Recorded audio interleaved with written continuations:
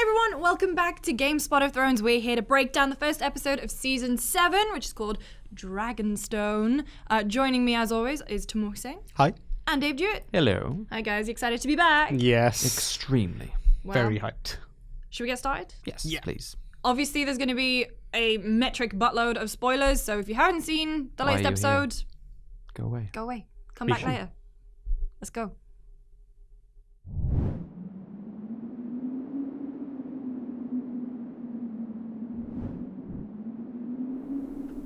All right, let's get going. Let's start at the twins.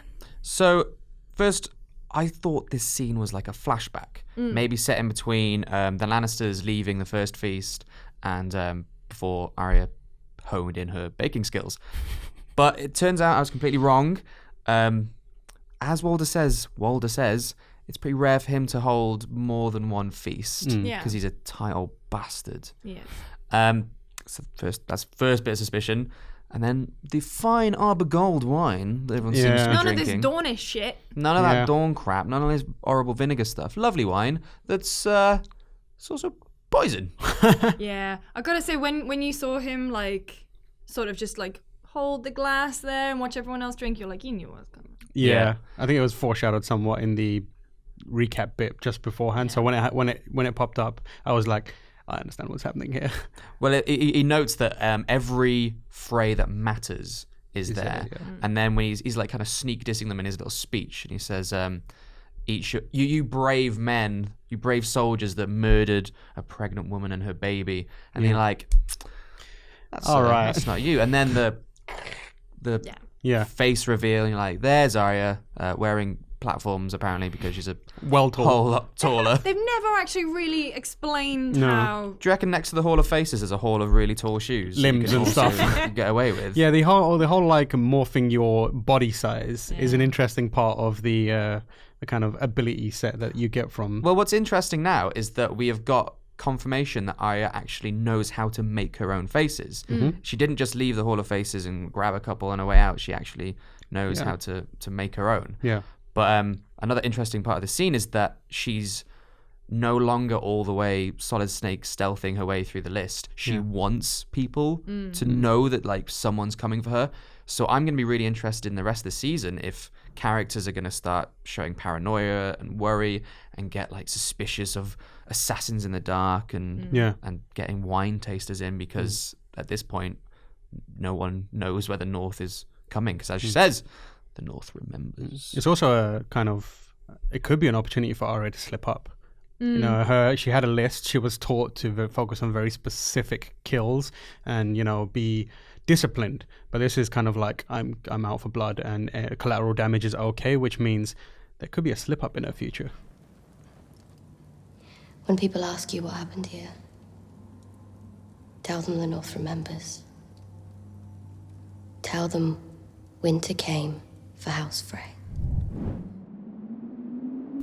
And now somewhere north of the wall. Yep. So we see that there's a thick fog, and amongst the fog, obviously, is going to be the White Walkers, the Night King, and interestingly, a bunch of giants, which means we haven't seen many giants together ever. We've only seen really one. seen one. Yeah. There is some... I don't know if that is one because he died by like Ramsay's men I don't firing a think bunch of arrows into him. So I don't know also how they would get his body. So I don't think it's one, but I think it's probably someone in one's family. Yeah, unfortunately. So we know that the Night King and his forces are considerably more powerful now. And then we have a kind of zoom into one of the giant's eyes and then a pull out from Bran's eyes, which shows him green seeing. So he's clearly, that also was used to show that there's been a progression of time. So his abilities are a little bit better now. He seems to, maybe we'll see more of his, he needed to become the Three-Eyed Raven as we learned at the end of the last season. So now this is more of him showing off that he's got some of those abilities. I'll show off. He's with Mira, obviously. We need and someone to drag him around. dragging his ass around while he just sits there just tripping out. They arrive at the wall. And they agreed. You just saw, as soon as that whole scene playing out, I'm sat there going, Don't do Ed, it. don't do it. Don't do it. Don't do it. Don't Yeah, let him so out. Send him out. obviously, Ed doesn't know what's happened to Bran. So he kind of, when he meets them, he initially suspects them being wildlings. Mira is like, no, I'm not a wildling. I'm a reed. But why would them being wildlings matter now that Jon has allied. With Yeah, I was Lyanna, you know thinking what I that, mean? but there's still, not everyone is on their side. The remaining Night's Watch, some of them, it could. It's good to be cautious. Yeah, sow seeds of discontent when they're just recovering from everything that happened before it. So it was probably smart of him to ask, but she's like, "No, I'm Reed. This is a Stark," and then he's like, "How do I believe this?" So like, Bran reads out, Ed's Wikipedia page, and he's like, hey, and he's like, "All right, cool," and he lets them in, which, as we know, is gonna be a mistake. Obviously, Bran is now connected to the Night King. They have he touched him, so effectively what he's done is allowed an entry into behind the wall, and maybe it could be destroyed from inside now. So mess up there by Bran, not Ed's fault. He doesn't know. Yeah. He's just probably thinking, "Oh yeah, you're my bro, so I'll get you inside and look after you." So that's kind of sowing the seeds for some unfortunate things happening with the Night's Watch in the future. So then we go to Winterfell, and just as Tam said, it's like a big setup for everything. And if any scene in this episode was a big setup for anything, it's the scene at Winterfell. So you start off with Jon being like, "Hi, Northern Houses, I need you to ask your maesters about dragonglass, because we know that's what kills White Walkers." Funny that. Well, it comes up later in the episode, but that is a very kind of a bit of a clanger. Yeah. And then sort of the realization that the wall is their last line of defense and that it really probably should be manned better. Instead of the 8 dudes that are there. Yeah. So Tormund is like, "Well, I volunteer as tribute. I'm going to go up to the wall." But very interestingly is the name that they kept dropping, which is Eastwatch by the Sea. Stuff happens later on in this episode, but basically that is the first hint that something big is going to happen at Eastwatch. It is like the easternmost castle. It's obviously by the sea, but it's where like the Night's Watch main resupply drop is. So it's a very key location that they've always kept manned, even if it's just been like 8 men. Couple of lads. Yeah. So we know that something big is going to happen there. Also in this scene, Jon and Sansa, Mummy and Daddy, have a big fight. It's really awkward, especially because it kind of shows that although that they've said they're going to have this alliance and they're going to work together, the cracks are already showing, and who likes that? But Littlefinger loves some good cracks. Yeah. oh, no. What? In their Cracks ability in to work their together. relationship. Because I love the way that the camera, every time it panned to Littlefinger, he was like Slanted against the wall, like full backslash mode. He's actually just full. He's a load-bearing Littlefinger in that room. But obviously that comes up later on in the episode. He's seeding that he wants this discontent between Seeding Sansa. those cracks. Yeah. And there Stop is talking about cracks, please. and there is like an element of desperation shown in Jon's plan, where he's like, "No, we need women, children, everyone armed, digging for stone, glass, and getting to work." Yeah. And there's some pushback against that, but your girl. Oh, Lyanna Mormont. Mormont. She is so great in every single scene. I'm just so glad that they have taken that character and really made her into this battle axe. Yeah. This 12-year-old battle axe. But the other key thing from this scene is when Jon is talking about, there are northern castles that should be taken away from the old families because Sansa believes they should be given to the loyal families, those who supported the Starks and never wavered, whereas Jon says, "I'm not going to punish the son or daughter for the crime of their father," which is so key because we know he's going to go up and see Daenerys. And of course, Daenerys' father was the Mad King, and the Mad King, killed a bunch of his own citizens. He killed Brandon Stark and like a bunch of Ned's family, and also wanted to kill like every single person in King's Landing. But it ensures that when he and Daenerys eventually meet, which thanks to the whole dragonglass thing that Sam finds out later on, we know is going to happen. Yeah. Fire and Ice are going to meet. But like we know that it's going to meet on like this neutral ground where Jon is not going to judge her for the things that her father's done. Also, it's kind of nice. I noticed that like Jon as a character, that's so him because he grew up with Catelyn absolutely hating him. Yeah. And it wasn't his fault. It was just because he happened to exist, and it wasn't his fault who his parents were. Yeah. So it's nice that he has that sort of attitude. Yeah. He understands. He was He the understands. bastard. So, Nice boy, Jon. Yeah. But also in Winterfell, we had this incredible scene where we understand now that Sansa is so much more manipulative than we thought she was. Like, she has that scene where Littlefinger's like, "Are you happy? Are you happy?" I can't do the weird faux Irish accent. happy?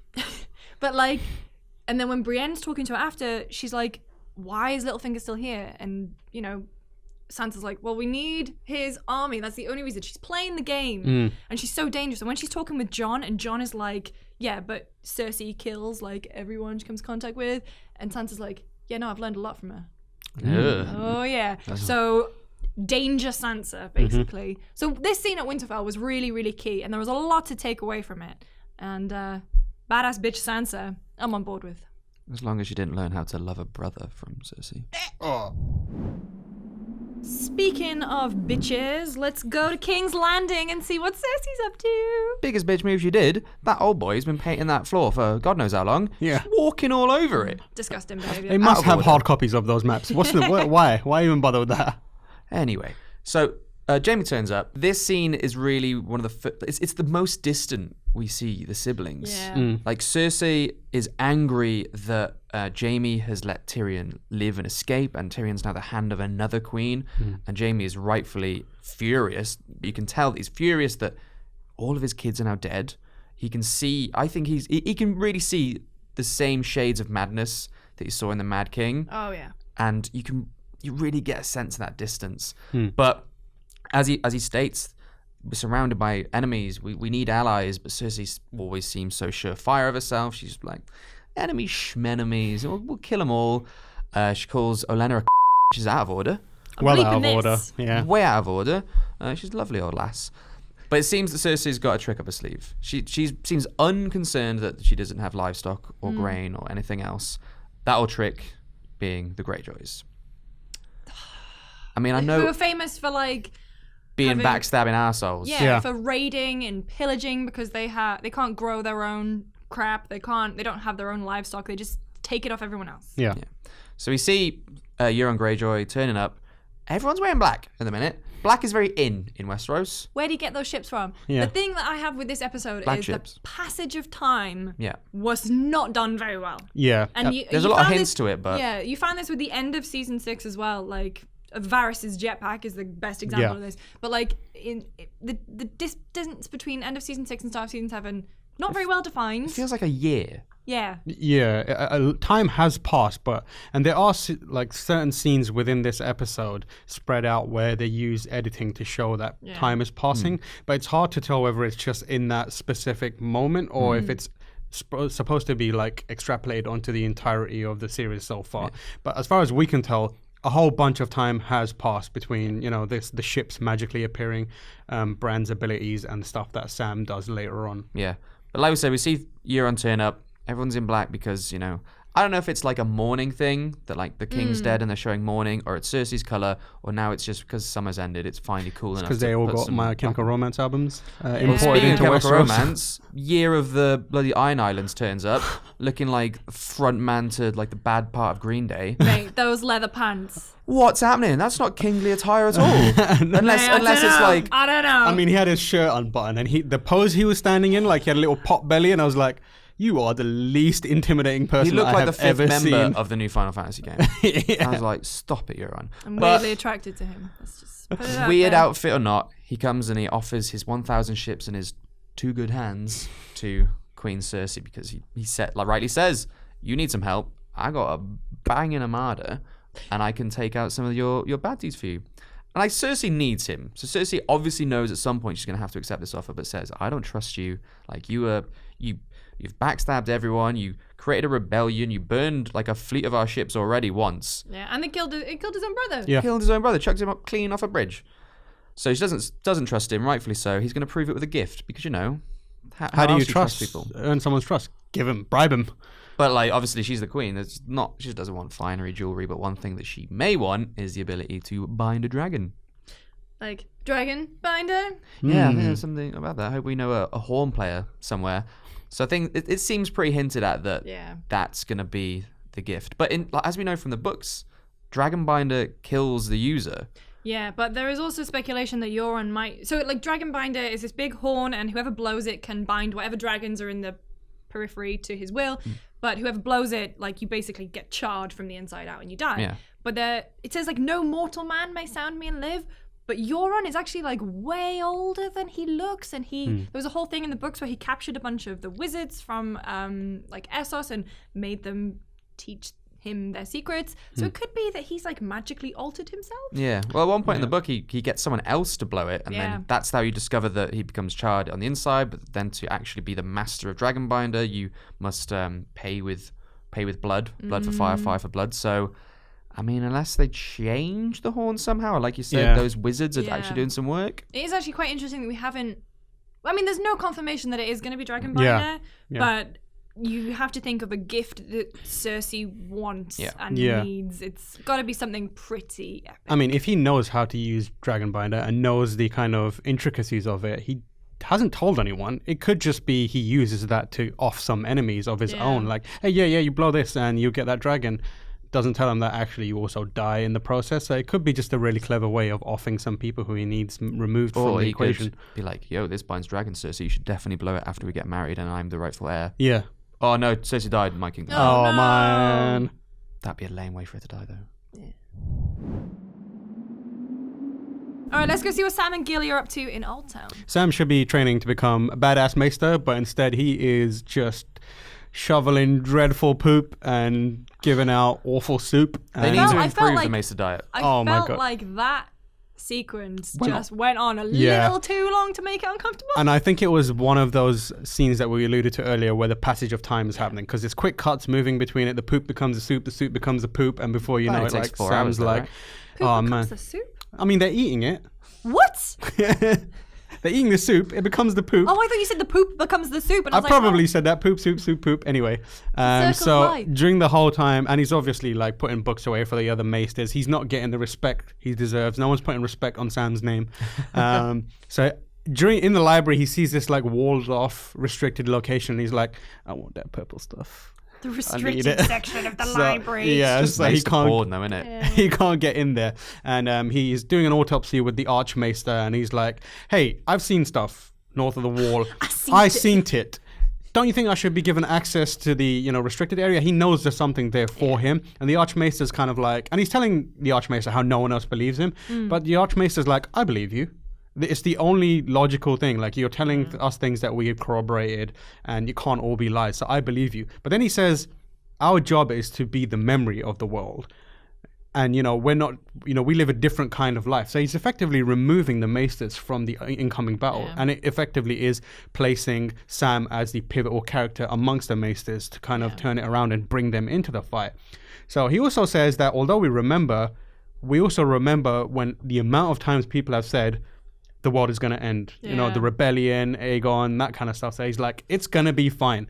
It's not a problem. Eventually, everything's going to blow over. The thousand nights and all that stuff, that ended. So it'll be fine. Let's head to the Don't Citadel, worry about have a pint, and wait for all this to blow over. It'll be fine. Obviously, at night, Sam gets his solid snake going, steals a key, goes into the restricted area, and amongst all the hundreds of books, finds the exact one he needs. The idiot's guide. You got to guide. do a lot of suspension of disbelief. In this episode, there's some required suspension of disbelief, and he makes off with the books and gets to reading. So he takes the books back to the apartment. Nice little apartment. Nice little apartment. And they flick through it, and Sam and Gilly are both reading through it, and Sam discovers there's a literal pile of dragon glass for them, and Gilly also notices something interesting. Well, no, it's Sam. It's not something they noticed. So there was this image that was released ages ago over Gilly's shoulder, and she's reading about Azor Ahai, which is why everyone thinks, the legend of Azor Ahai is going to happen this season. But also, when Sam's reading, the camera, locks over his shoulder and lingers a long time on this very the blade, fancily decorated dagger. And that dagger, we've seen it before, because that's the one that Littlefinger had an assassin try and kill Bran with. And it's like Valyrian steel, and it's got like a dragon bone hilt. It's a very nice dagger by all accounts, but it's currently MIA. Although in Entertainment Weekly always have the big Game of Thrones exclusives, and they had this big photo shoot with Arya, and for some reason Arya had it on the front cover of Entertainment Weekly. She had this dagger, so I don't know who has it, where it is, but it's clear that it's going to play a massive role. This someone's going to discover it. Foreshadowing. Maybe Ed Sheeran has it. Maybe Ed Sheeran does have it.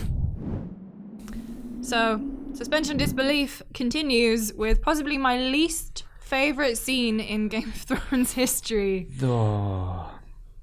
This was, it had some moments, but just seeing ginger old Ed Sheeran. Ed Sheeran. Having a sing-song with his new album that's due out in, Westerosi year 1440. The bit where she was like, "Oh, I don't know that one," and he's like, "It's new." That's totally going on his next album, and it drives me nuts. Anyway, skipping past the weird singing bit, this scene around that part I actually really liked, because she meets all these Lannister soldiers who she has kind of indoctrinated herself to hate and kill. She's eyeing at their weapons and holding onto needle, and she seems to think that I could take these sons of bitches if I'm quick enough. At the beginning of that scene as well, they come off as like, they're giving her like really creepy looks. they're and, like, "Oh, hey, it's whispering to each dangerous other. to be out alone. You should come hang with us." Pound Shop Kylo Ren is giving her like, They choose the creepiest character to choose that. But as she sits down, they're sharing their food, they're sharing wine, they seem perfectly affable. They're talking about being back home in King's Landing, and one wants to be with his wife and one wants to be with his father. And it shows that like not all Lannisters are arseholes, because previously they have been. And Arya kind of seems to chill out. It's like, okay, maybe I won't try and kill these guys. Yet. But it seems to hint at that. We've just seen her kill and fight for so long. It's nice to get this hint that Arya might still just be a kind girl on the inside to some degree. And then they ask, "Oh, why are you going to King's Landing?" "I'm going to kill the Queen." Joke, but not joke. So we know where she's going now, at least. That's good. Yeah. I hope. Play something. But although it is sad, because we thought she might be en route to sea. Yeah. But at least Your boy. Don't kill the nice Lannister boys. Let the nice Lannister boys live. They're a bit too nice for me. Okay, and now to go somewhere in the north.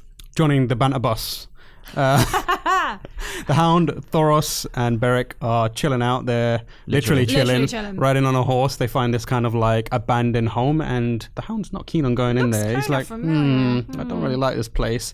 So it turns out he's passed through there before. There's a father and a daughter that have been killed. Killed the daughter and himself because they had no food, which leads us to believe the Hound deprived them of that food. And he's not feeling too good about it after his change of heart recently. The important thing that happens here is there's some back and forth between Hound asking why Beric keeps being brought back to life when he's basically not that special, and there's hundreds of other more important people that are dying just wantonly. So the important thing that happens here is Thoros invites the Hound to look into the fire, which he's reticent to do considering his history with fire. He's not having a good time on his face with fire. No. But eventually he does it, and he sees a vision.